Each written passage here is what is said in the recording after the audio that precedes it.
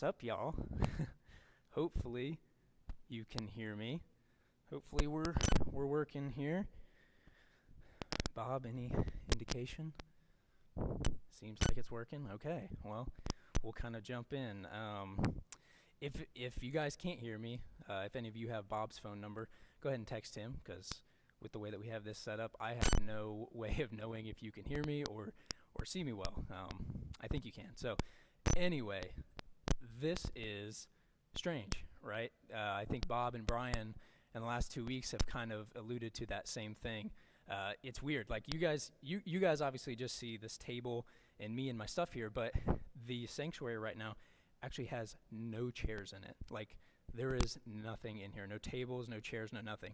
And so it's difficult for someone like me who teaches on occasion. Like there's such a connection that you feel when you're up here by seeing kind of the reactions of people's faces and their body language. And right now that's not there. And so it's weird, but I want to challenge us with something. I want to challenge us to embrace what we're in right now. Now I know in the midst of this coronavirus stuff, and then as it specifically relates to church, that is not the most fun. I'm sure that we all would prefer to be in person, but I want to embrace where we're at, because I think, and we're gonna talk about this later today, I think that there are some things in life where we don't even know the possibility of the good things that can come from something unless we kind of release our tight grip that we have on the way things used to be, on the old way that we looked at things, our old understanding of the world. And so I just challenge us as we jump in to just be willing to embrace this new thing, because there are truly endless possibilities of good things that could come from this. So that's my challenge to you before we get jumped in. If you want to flip to Psalm 126, that's going to be where we're at today, but I will give you a warning. It's going to take me a while to get there. I would say the majority of my message today is actually going to center around what I would call traditionally my intro, but I think it's important to kind of the heartbeat of what I think this psalm is going for. So if you want to skip ahead, go to Psalm 126, but it is going to take me a minute to get there. So I want to start off this morning by asking you a question. Now, the question that I'm going to ask you, I have a hunch that you're going to have a tough time answering, especially for you adults in the room, or I guess I should say in your room, not in this room. I think you're going to have a hard time answering. Now, this question is a question that you have probably been asked at two very distinct points in your life. One would have been when you were a child, and then the other would have been when you turned about 18, right before you were getting ready to whether it be go off to college or to start your job or whatever you were doing. I feel like these are the two times in a person's life where this question is asked the most frequently. And that question is, what are your dreams? I'm going to give you a second to try to think of your answer. What are your dreams? Now, I don't know if I was right about my hunch that was a difficult question for you to answer, but the reason that I think that it might have been is because I think what happens is as we get older and as we experience more of life, I think our dreams that maybe we had when we were a child, they start to get smaller, and like as an adult, maybe those dreams aren't even there anymore. Maybe you're trying to remember, like, wow, what were my dreams? What did I want to do when I was 6 years old? What did I want to do when I was 18? Kind of ready to catapult myself. And this idea of dreams is truly going to be the foundation of where we're going today. And you're going to hear me say that innumerable amount of times. So I apologize if I say that word a ton, but it's going to come up. So this idea of dreams. Now, I would argue that dreaming and faith, that they are very interconnected. They kind of do this dance together. They complement each other very well, and I actually think they're kind of, at sometimes almost even one and the same. I think there's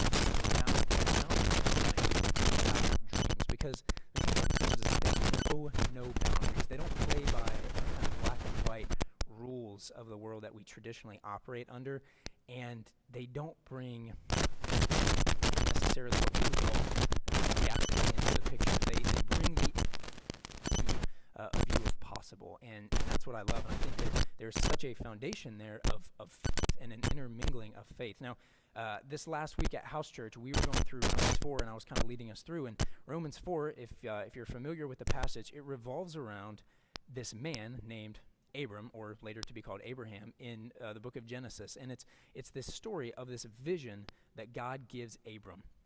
And Abram is a man at the time who's about 75 years old. He has a wife named Sarai, who eventually becomes Sarah, who up until this point they believe is barren. They are not able to have children. And so what happens, though, is that God gives Abram this vision. And he says to him, I'm going to read the verse. He says, "Look toward heaven and number the stars if you can number them. So shall your offspring be." Now, I don't know about you, but to me, when I read that, it has dreamlike language to that. I mean, he tells them to look to the stars, which in their day, just as he says in the verse here, they associated the stars, outer space, whatever, the universe, with heaven. And so he's saying, and I would also say that at the time that Abram would have been seeing these stars, the world had far less light pollution and far less just pollution in general. So he could probably see a lot more stars than we can see. So there is probably a vast number of stars that Abram is seeing right now. But the thing about it is that God is asking him to join him in kind of this dreamlike vision, because honestly, to Abram, it seems impossible. It seems like this is something that would never, ever happen based on what he knows to be true in this thing that he calls reality. But nonetheless, God invites him into that. And if you continue reading in Romans 4, there's a verse in there where Paul says that Abraham hoped against hope. Now, what that means is basically that Abraham hoped despite the odds. He believed, he had faith despite the odds. And I would say that could also be an operating definition of what the word dream means. To dream is to basically believe despite the odds. And so I think that if we were part of this thing called the church, if we as people of faith call ourselves people of faith, that then there also should be an aspect of dreaming to our lives. And I think traditionally, if you look at kind of, especially maybe on the more conservative side of things, if you look traditionally at the church, this dreaming and imagination, like people would almost get squelched when you talk about God, faith. Like it almost gets squelched, but really that's so counterintuitive to me, because if there's this God who exists beyond time and beyond space, if that God really exists, then we should be people who kind of have dreams and vision that are honestly outside of this world in a very realistic and a very true way, should be outside of this world. And I would also dreams are reflecting you see God, of the kind of God you believe him to be, and of the way that you see the world.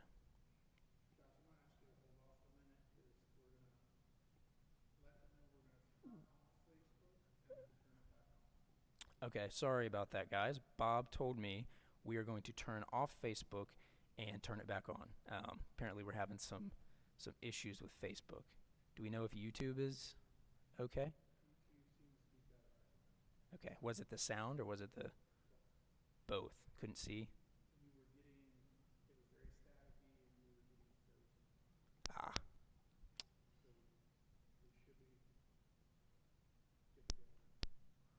We might be good to go. I'm going to wait for Bob to give me the go-ahead, and we will see what happens.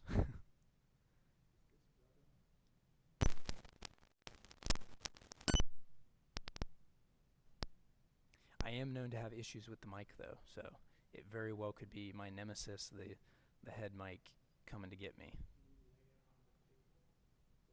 Yeah. I have to take it out.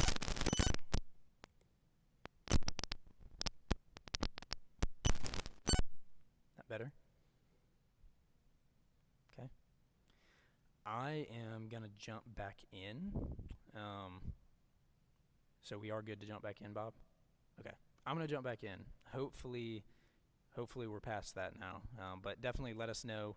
Anybody send Bob a text or give him a call, and we can try to see if everything's working out all right. But I'm going to keep going. And so to revisit my last point, I'm going to say that I would argue that your dreams, the answer to the question of what are your dreams, is a direct reflection of how you see the world and the kind of God you believe that He really is.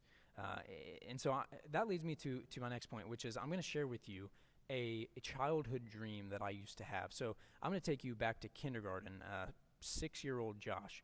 And I remember in our kindergarten class, there was this concept called Star of the Week. Now, Star of the Week, it was this title that was bestowed upon each child of the classroom at some point throughout the year.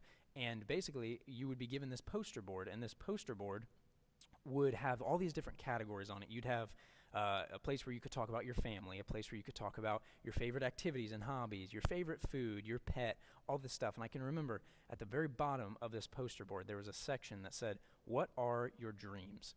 And I can remember very distinctly and very vividly what my answer was to that question. So it's going to sound a little bit crazy, but I kind of love it. It was to play Major League Baseball for the Cincinnati Reds with Ken Griffey Jr. and Adam Dunn with my friends.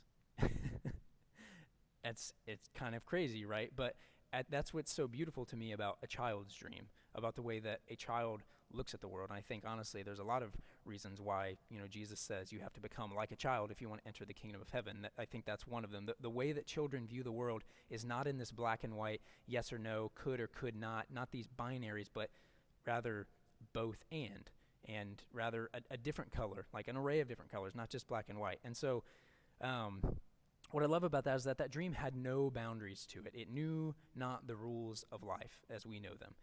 But what started to happen is that with each and every passing year, that dream would get a little bit smaller, a little bit more narrow, and would honestly kind of start to die. And so if you fast forward a couple years, I started to realize I had a better understanding of this concept of time. And so I realized, okay, the odds of Ken Griffey Jr. and Adam Dunn still playing Major League Baseball when I'm of age to play Major League Baseball would be slim to none. And so I kind of said, I'll give up that part of the dream. And so what happened is, though, my dream became a little bit more narrow.